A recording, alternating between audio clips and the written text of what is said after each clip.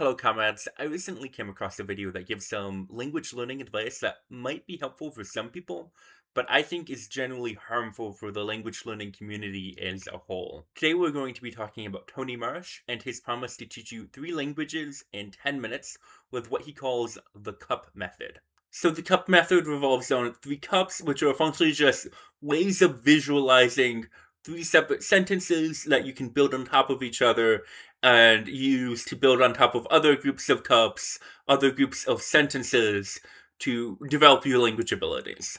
I'm about to show you that it takes less than a minute to speak a language. And to prove the concept, not only are we going to speak one language, but we're going to speak 3 languages using the same method. So clearly, we are using a very loose definition of speak.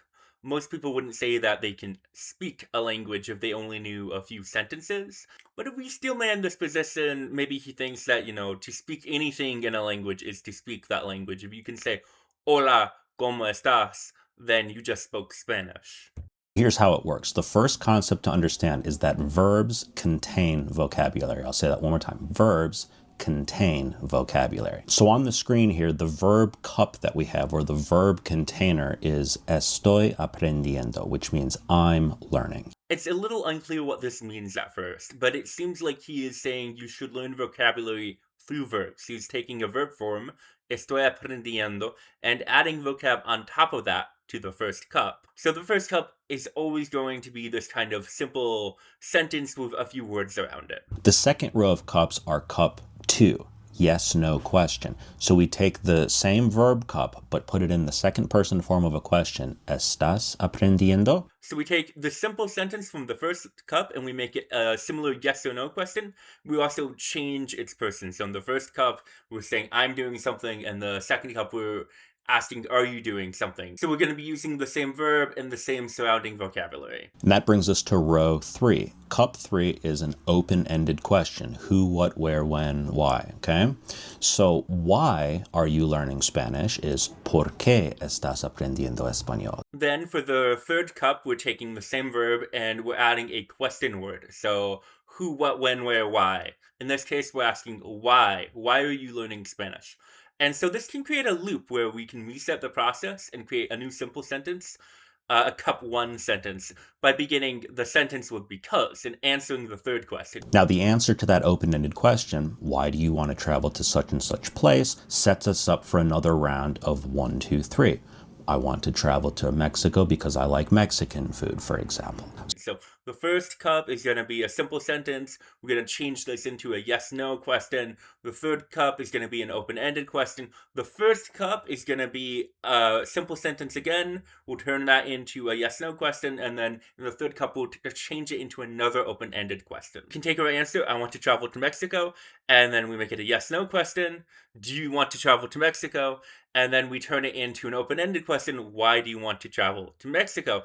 And so, as you can see, you can repeat this process ad infinitum for as long as you want.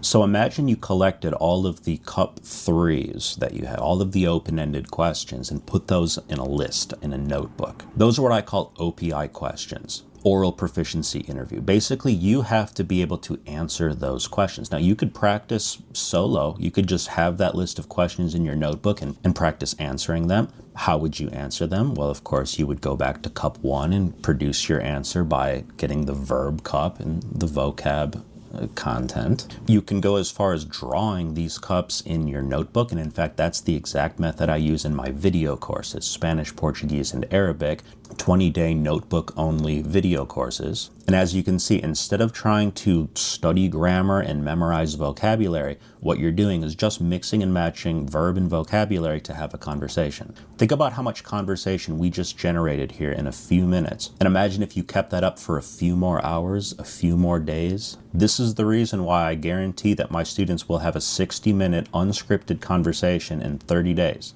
It's way easier than you think when you just do it this way. And you'll see he even says it's easier this way and that you don't need grammar and you don't need memorization. And a lot of people in the comments were complaining that this video was just kind of clickbait. And we'll examine that a little bit later on, but I have another problem with this method. I have a couple problems, actually. I'm sure that for some people it's very useful as a form of practicing conversation within a language, but it's not entirely sufficient to become conversational in a language, which, judging from the comments on the video, seems to be what Tony Marsh is aiming for, to bring people who can't speak a language to a conversational level. And honestly, I don't think it would be useful at higher levels at all. Language learning is often broken up into 4 macro skills. So we have reading, writing, listening, and speaking. This method completely ignores 3 of those: reading, writing, and listening. If we imagine someone trying to learn with this method alone, they would not be able to read or write at all, and they would not develop listening comprehension. So we can see, for example, in the Arabic examples, that Tony Marsh completely skips over the Arabic script, and learning how to read and write content meant for Arabic speakers in the Arabic script. I understand that reading and writing may not be important to everyone, but they are foundational skills to anyone who wants a more well-rounded ability in a language, and I think they can even help you with those other skills that can help you reinforce what you've learned to be able to speak and listen better as well. And this also means, because we're ignoring listening comprehension as its own skill, the first time someone asks someone learning with this method one of these open-ended questions, they won't be able to understand it at all. Many language learners make the mistake of not learning to understand spoken language, not practicing listening comprehension, and this only exacerbates the problem. And while this method does focus on speaking to the exclusion of other abilities, it still doesn't help at all with pronunciation. Tony Marsh's own pronunciation seems to be imperfect at times. In Portuguese, it's você está aprendendo espanhol, or você está aprendendo português, or você está aprendendo árabe. He does say in one of his comments that not sounding like a native is just part of not being a native speaker, which I agree with. I know my own accent in other languages isn't perfect, but I do think that if someone were following this method alone without studying pronunciation, they would be unlikely to learn good pronunciation and may struggle to communicate effectively, which can be very disheartening for language learners and gets in the way of their goals. It also ignores that many people do wish to learn to speak with a very high-level accent. And this method also completely ignores many grammatical concepts that you could learn with a few minutes of study in a language, and that they're often very important grammatical concepts in those languages. Someone brought up in the comments, for example, Spanish gender, how nouns are either feminine or masculine, and so pronouns and adjectives have to agree with the gender of their noun, and Marsh seems to just shrug his shoulders and say it's not that important. If you just keep on speaking, people will understand you, and eventually you will pick it up. But this can create legitimate confusion and misunderstandings if you don't get it right, and it's much more efficient to learn words with their gender than to try to go back and learn the gender of the words after the fact, or just through pure exposure. In the comments, Marsh also brings up another example from Spanish, where his over-reliance on one-for-one translations, direct translations from English, and ignoring grammar of the target language, in this case Spanish, is abundantly clear. These problems are abundantly clear. He translates the phrase me gusta as I like, which when translating media can be correct, but will quickly lead a language learner astray. In Spanish, the thing you like is acting on you. It's more literal translation would be something like, this thing pleases me, and not, I like it. And this can be very confusing for Spanish learners, and lead to them saying things like, you like me, when they mean to say, I like you. A simple 5-minute grammar lesson and some explicit practice can clear this entire thing up, but instead we have a method that practically begs to create this confusion. And there are countless examples from many different languages of things that can be understood far more quickly and effectively with simple grammar explanations. Languages like Indonesian or Guarani have words that are different for we, depending on whether we includes the person you are talking to. We're going to the store is one we if you're not, and another we if you are with us. Or a language like Hindi has verb gender based on who is doing it, so that people might be confused if you mess that up. If you use a masculine verb gender when talking about a woman, they're not going to think you're talking about the woman because you used the masculine form of the verb. Once you get to an intermediate level, you may even offend people by using the wrong level of formality in certain languages. Overall, Marsh seems to severely underestimate the complexity of language. He even goes so far as to say that with just 20 statements, he can generate 80% of all possibilities within a language, which is just patently false. This is the conjugation table for estar, the verb to be in Spanish, which contains over 60 forms. If we cut out a third of them as being unimportant, we still can't even cover half of them. And that's just with estar. It's an irregular verb, which means we can't take the normal verb patterns we would expect from a verb and apply them onto estar. And we can't directly take all the forms of estar and apply them to another verb. You'll see this gets even more complicated if we add another verb like ser. Ser is the verb to be and has quite a few irregular forms as well. And if you were wondering how ser and estar can both be the verb to be, it's because there's a grammatical distinction between the two, and you use them in different contexts and meanings. Ser, with things that pertain to identity, and use estar with more transitory states that aren't part of who you are. But in this method, you're just supposed to intuit this distinction without an explanation. Even more so, I think there's a problem with thinking of languages only in terms of verbs and the surrounding vocabulary. This prevents us from incorporating more complicated sentences into our learning routine. Even relatively simple sentences like, I hope you come back soon, require two verbs and can't necessarily be formed easily with just simple sentences. Like in Spanish, where you need a different form of the verb for wishes. Most of the positives of this method seem to be framed as learning languages by using them, without the need for grammar and memorization. I think I've already shown why studying some grammar is helpful, and I'm unsure if this method is even possible without some form of memorization. One of the comments points out that it's hard to use this method without already knowing many words. Marsh doesn't seem to disagree when he responds to the comment. He just says that it's not a good idea to memorize a bunch of words you may never have to use.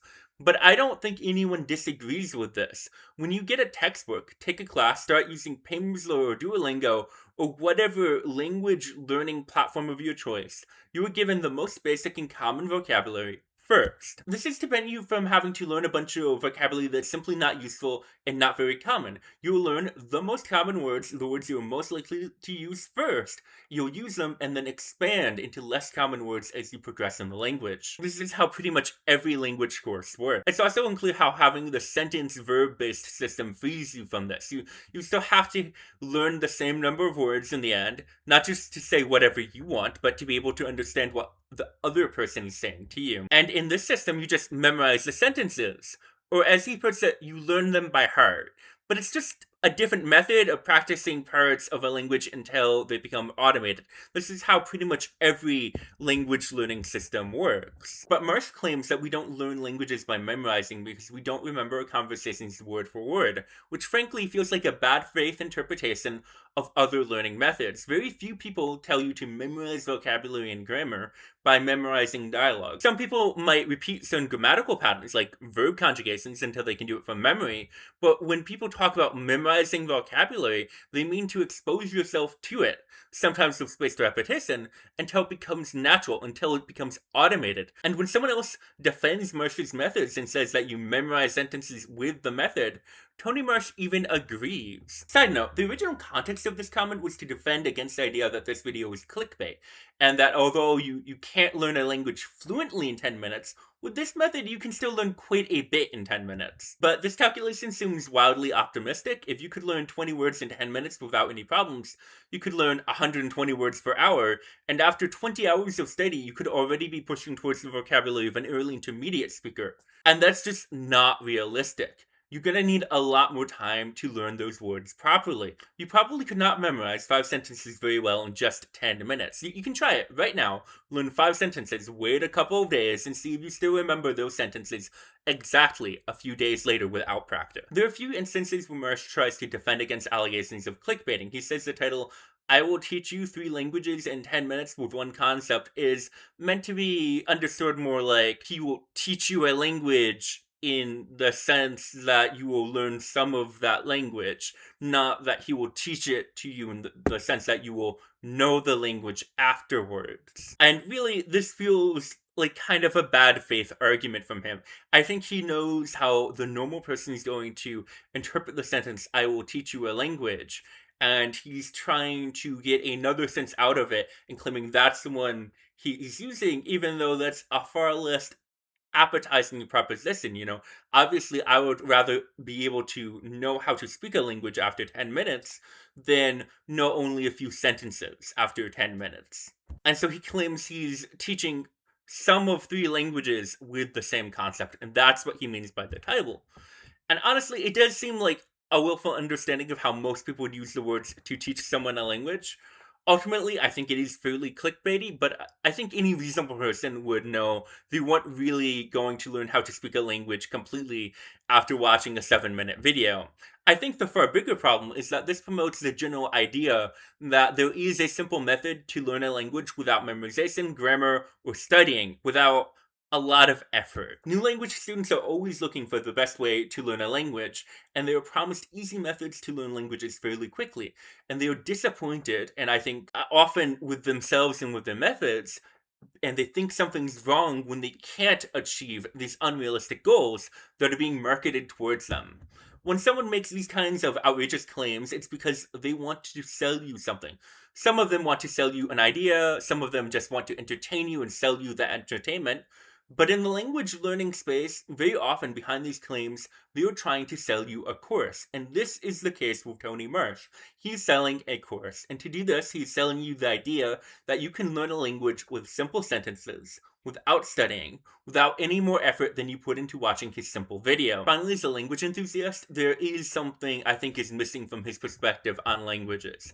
He says that a language is just a means of communication, that studying a language just to study a language is pointless, and that speaking a language is like writing a message in an envelope. You should only care about the message and not care about the envelope. And while I don't think this is necessarily wrong, there is much more to language learning. There is more to learning about how to communicate and how languages are connected from a standpoint of curiosity, wanting to engage with the culture through its language, and desiring to learn more. Language is one of the few unique human traits, and the languages of the world, for me at least, are beautiful. I'm not saying that everyone must have a deep innate desire to learn a language for the culture or just for the language itself, but I think it's sad to see a language teacher who seems completely dismissive of the desire to learn a language for its own sake, to learn a language for the culture, to want to speak as well as possible, to strive to do your best, to see language learning as a way of improving yourself. But comrades, I normally make videos about books, languages, and sometimes a few other things. So if that sounds good to you, you may be interested in this video about how we don't know what words are, and a little bit about rhetoric. But don't forget to drop me a like before you go, and remember, good night, good day, good potato. Bonk.